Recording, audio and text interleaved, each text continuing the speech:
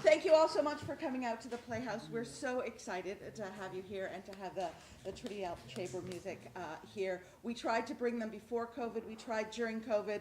2023 is the year of success for us having chamber music here with this awesomely newly tuned piano.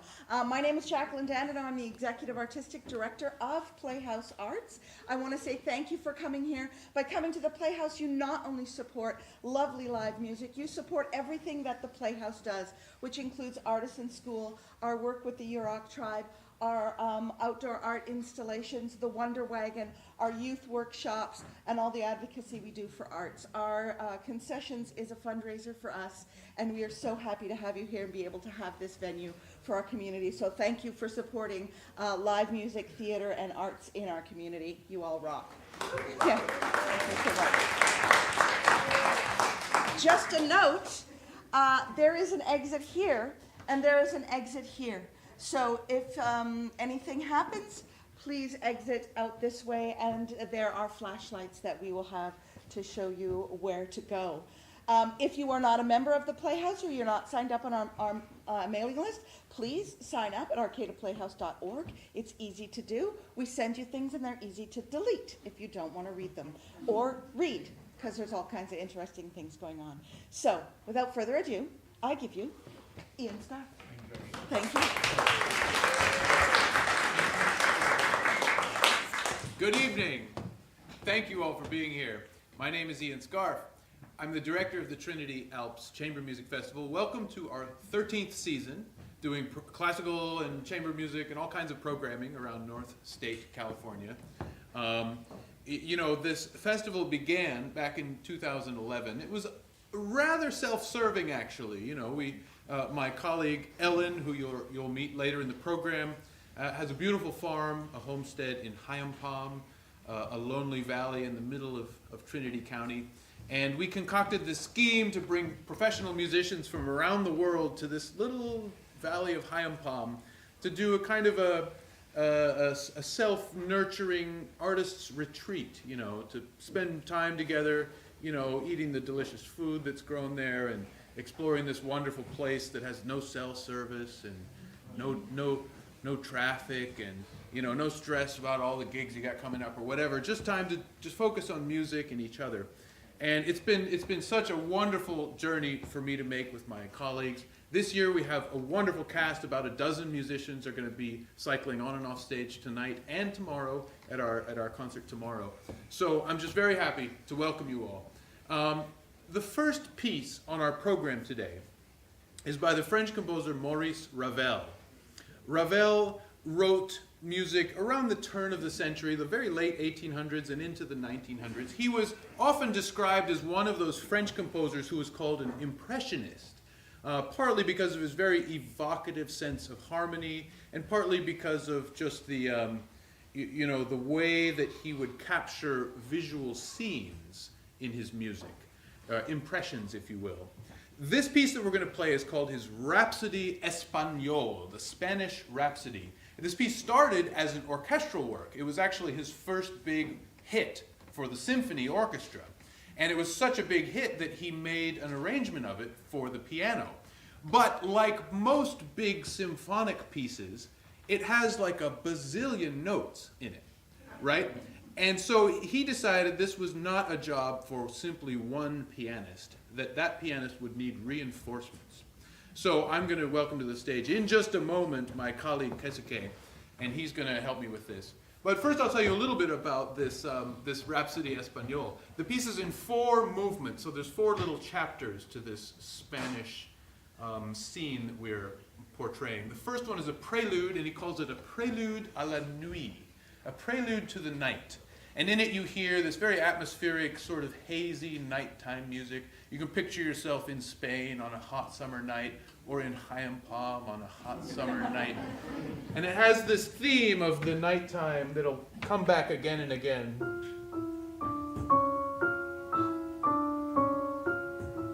And that haunting little descending notes is going to come back throughout the whole piece to remind us that all of this is taking place on a hot summer night. What follows are a series of dances. there is a malagueña, there is a habanera, and then the last movement is called a festival, a feria, where there are a series of dances that come in quick succession. There are a few breaks in the middle of this. Occasionally the music slows down to a snoozy alleyway where people are sleeping off their drunkenness or something like that. But it's overall a work of great vivacity, and it ends with some great fireworks. Joining me on this is one of my colleagues that I've known for many years and finally have had this chance to collaborate with him. Please welcome to the stage Mr. Keisuke Nakagoshe.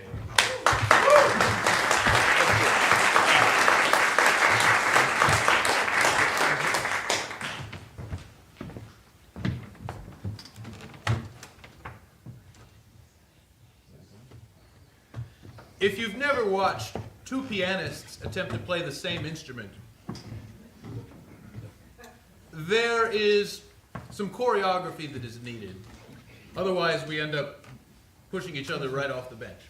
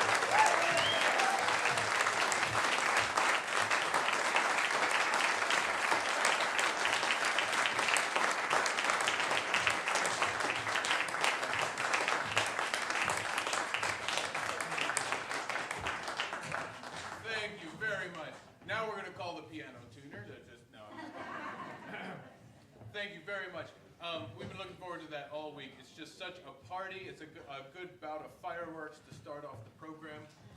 The next part of the first half is going to be given over to our string quartet, though. Our string quartet is going to be playing a work next by Missy Mazzoli, and then they're going to bring out Mr. Sam Ryder on the accordion for the last work of the first half. So if you'll give us just a moment, we're going to reset the stage and get ready for them. I don't have any accompanimental music, but you can imagine it in your head.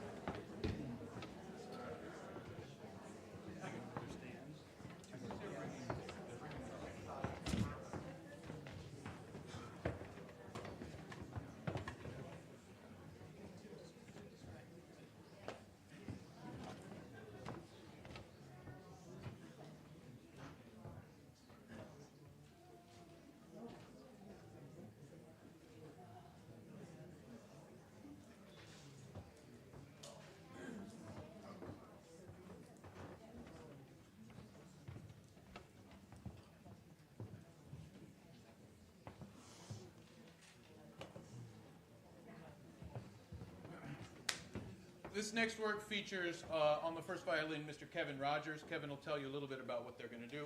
On second violin, Miss Ellen McGeehee. Ellen is, as I said earlier, our host in High and Palm. She's an integral part of this whole festival. Joining us on the viola is Mr. Stephen Fine. Stephen came all the way from his home in Gainesville, Florida to be here this week, so when you see him later, give him a pat on the back. And on the cello bench here, the cello stool is James Jaffe. So please welcome them to the stage now.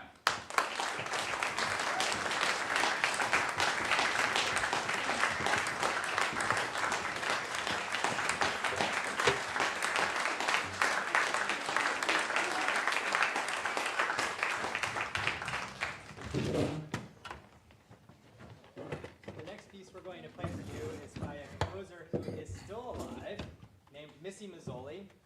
I actually know Missy personally.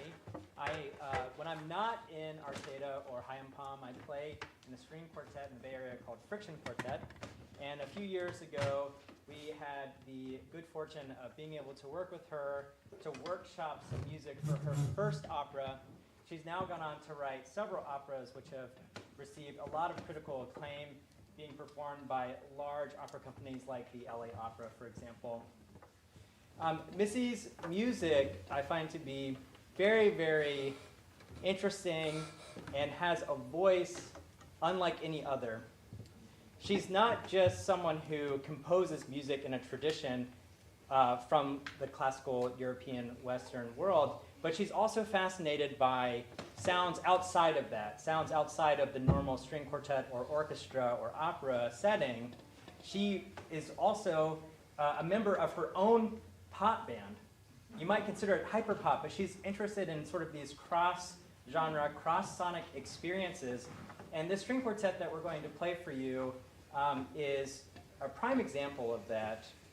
This quartet exists because of a wonderful project by the Kronos Quartet called 50 for the Future. Most of the time, when a string quartet is young and students are first starting to play together, they have three options of who they can start with. And they all happen to be guys from Vienna in the same period of time. But as you know, music is far bigger than Vienna in the early 1800s, right? And Kronos Quartet recognized this, and they saw a real need to create a learning repertoire for string quartets that includes music from all around the world. And that's what this 50 for the Future project was and is. Anyone with an internet connection around the world can download this music for free. They can watch a performance of Kronos Quartet playing the music and see a video of the composer talking about it, which is something you can't say about so many other pieces of music. And it's just a really wonderful project, and I'm very grateful to Kronos Quartet and Missy for writing this piece. And now James is going to tell you a little bit more about the piece itself. Cool, thanks, Kevin. I feel like you pretty much covered it. But this piece is titled Enthusiasm Strategies. And, you know, just going along, especially going right after what Kevin said about this desire to find sounds that are outside of what, you know, you'd normally hear in a quartet. I would just encourage you to listen for all the creativity that went into Missy's approach to this. You'll find she's getting the group to do harmonics. If anyone has heard of these, they're these like light fluttering, but maybe stringing a lot of those together in a row. And in contrasting with that, you'll hear like very deep, rich tones out of particularly the lower instruments in the quartet.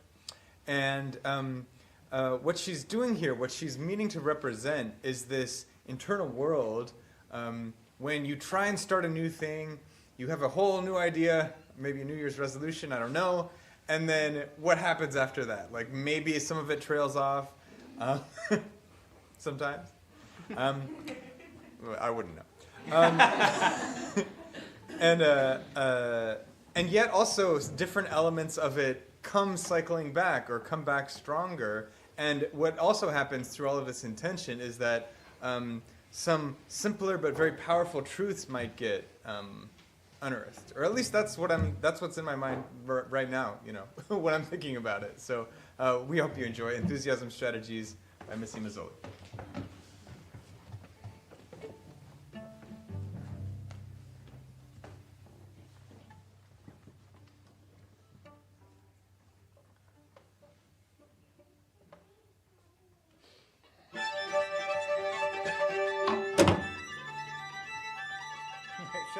Let's do it.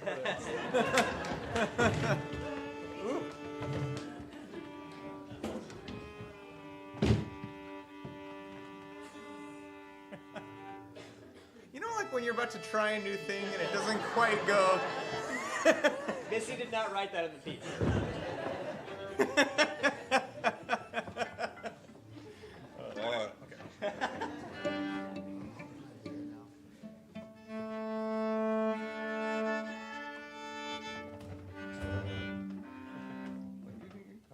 I'll go this way.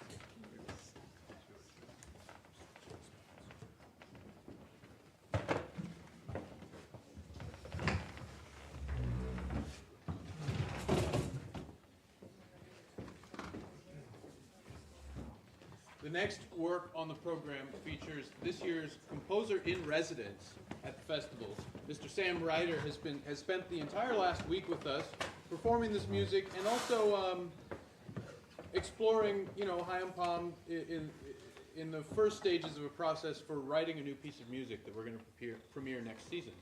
So it's been a joy to work with Sam, and I'm standing in his place right now, so I need to move. Please welcome to the stage Mr. Sam Ryder.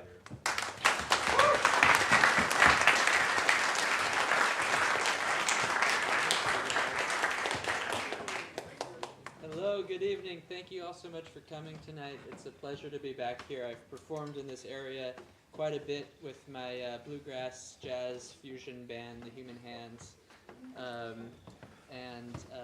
But the last time was February 2020. And so it's fun to be back here and so fun to get to work with these incredible musicians and new friends of mine doing this piece of music. We're going to perform for you right now a quintet that I composed last year for accordion and strings. My goal was to explore some of the points of similarity between this instrument and these. Obviously, they look almost identical. The accordion is sort of an orchestra in a box. I can play lots of notes all at the same time, obviously, but what I think is interesting about it is the way in which it combines with other instruments. I'm a pianist also, and I never really dreamt that I would play the accordion, and when I started it was a big joke, a joke that's gone more and more sour over the last 15 years. But I did learn when I was an adult that accordion is the official instrument of San Francisco, which is the town in which I'm from, so it's fitting that I play it. It's an instrument that it's found all over the world in many different folk cultures, and that's my passion. I love to explore the world of music, and what I do in my compositions is I incorporate elements of folk music into jazz and classical.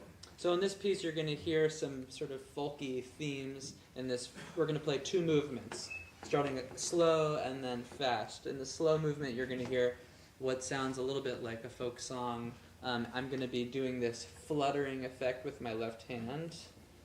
I don't have, whatever. It sounds like a tremolo. And so you'll see that, and you're also going to see me using my arm in a similar way to the way the string musicians use their right arm to bow. And then the fast movement is my take on a tarantella, which is a traditional folkloric form of music. It's very fast and lively, triplets, and there's all sorts of crazy rhythms and harmonies. And we've been joking this whole week. I mean, tarantella means tarantula. James over here wrote in his score, quarter note equals, and then found the emoji of a spider. So that's what we'll be looking at here to find our tempo marking for you. And so I hope you enjoy. This is a quintet for accordion and strings. Yeah.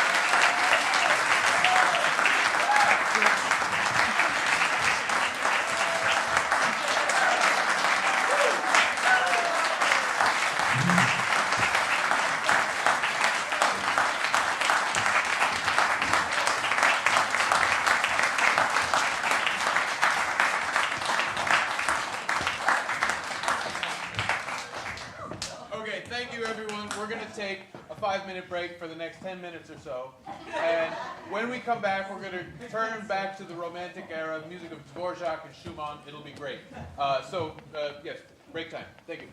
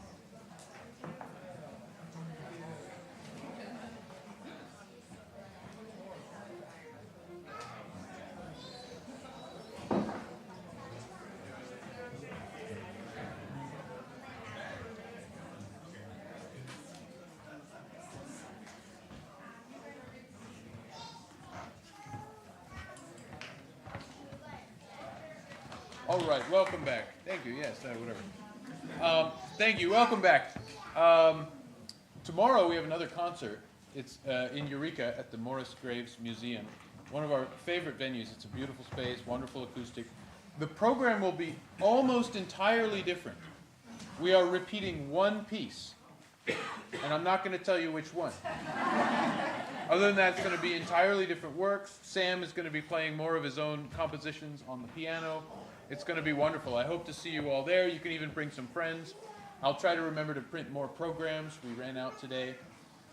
If you haven't gotten a program, maybe one of your neighbors will share. I don't know. One of my jobs as the music festival director is to remind you all that this organization, since the beginning, we made a very conscious decision to not sell tickets to our concert. What we wanted to imagine this kind of offering where, we made our concerts accessible to everyone, where anyone could feel free to come, no matter how old or young they are, and then after enjoying the music, we'd sort of turn it to you and say, what is this worth to you? How much would you like to support us? And it's just kind of boggles my mind that it's worked now for 13 years. And so thank you to all of you for taking part in this grand experiment, this grand social experiment.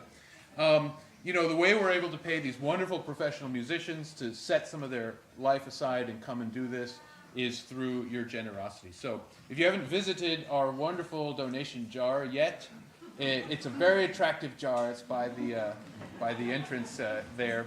You can still go and visit it.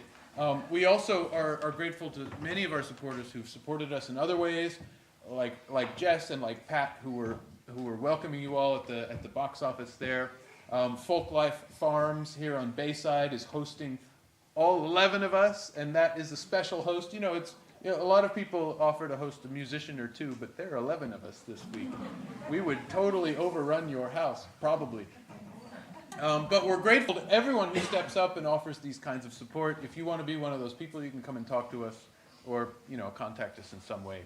That's my job. Don't forget about the jar. If you happen to be tuning in on our live stream on YouTube, wherever you are, you can make a donation too on our website.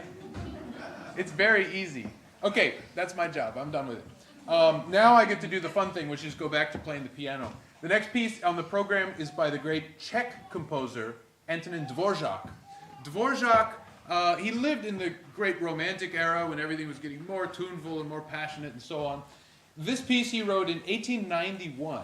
He wrote it right before he moved from his home country of the Czech Republic to New York City, where he took up a job at a new music school in New York, which was to become the Juilliard School. He also conducted an opera house, which was to become the Metropolitan Opera. So some pretty good gigs he had lined up. He'd already achieved some fame in Europe. But what he wanted was a farewell tour where he could visit all his favorite places in Eastern Europe and play some concerts. He took two musicians with him, a violinist and a cellist. They played some of his trios and stuff. But the cellist was like, that's not good enough. You need to write me some cello music. And so Dvorak did that, and one of the pieces to come from that is this rondo in G minor. A rondo is a very classical kind of form. A rondo is similar to like a round. If you remember singing rounds in school, what you'd do is you'd repeat the main tune, and there would be a kind of a, the repetition is part of the theme. So the little tune that we start out with, that Joey's going to start out with on his cello, is going to come back several times. And speaking of Joey, let's welcome him to the stage, all the way from Denver, Colorado, Mr. Joseph Howell.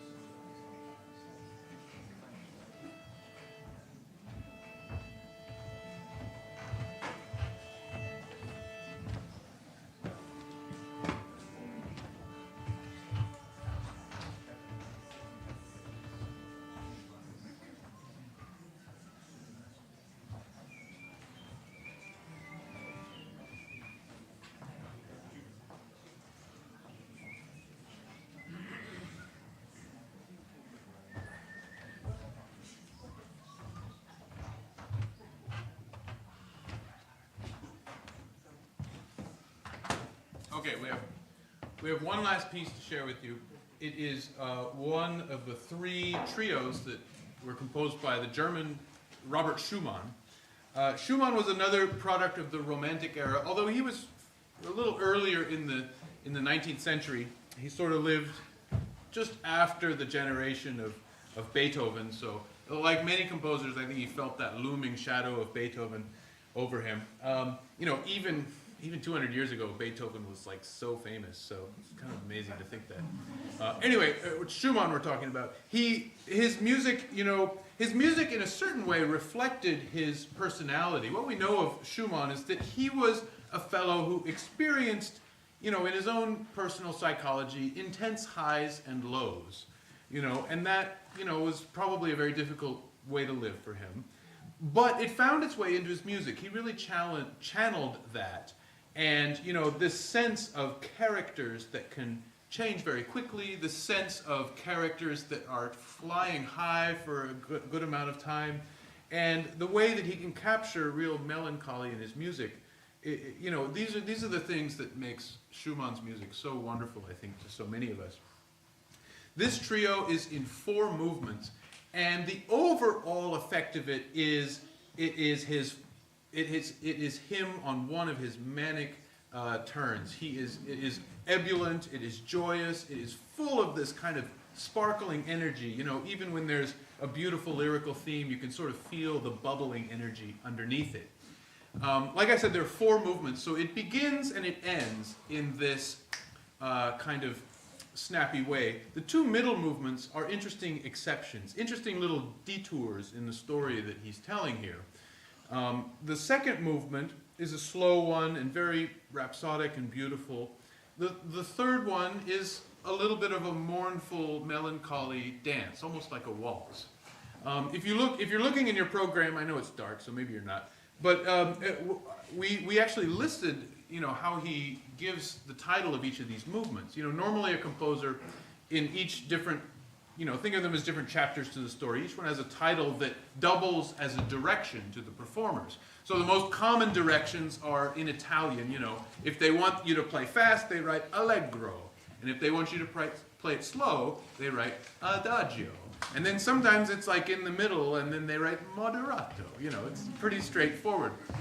Schumann was much more specific with his directions, and perhaps because of that, he turned to German, his native language. So, for example, the first movement is marked sehr lebhaft, very lively, again, like that character I was telling you about. The second movement has a wonderful direction. He writes that we have to play mit innigstem Empfindung. Or is it Ausdruck? It's Ausdruck, okay. Same almost meaning. Mit innigstem Ausdruck means with an inward expression, which is a funny thing to do on stage when you're trying to share music with people, to bring it inward like that. The third movement, like I said, is a very melancholy waltz. If you're looking carefully at the program, you'll notice I forgot to put the third movement in there, but we are going to play it. And then the last movement, again, with this very ebullient energy, except he gives the direction of the last movement, nicht zu rasch. Not too quick. Almost like a warning there at the end. He knows we're going to get carried away. Joining me on this one is Mr. Kevin Rogers, who you met earlier, and our third cellist of the evening from San Francisco, our dear friend Evan Kahn. Please welcome them. Join me today.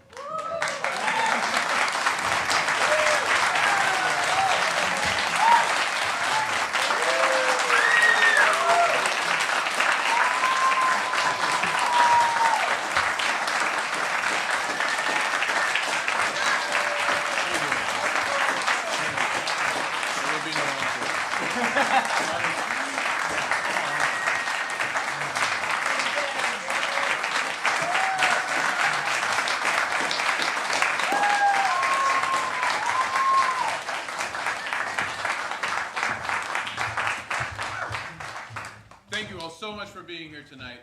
As an encore, we would like to play a whole nother concert tomorrow at the Morris Graves Museum at 2 o'clock. It's late. We've done a good job. We're going to go home. Thank you so much.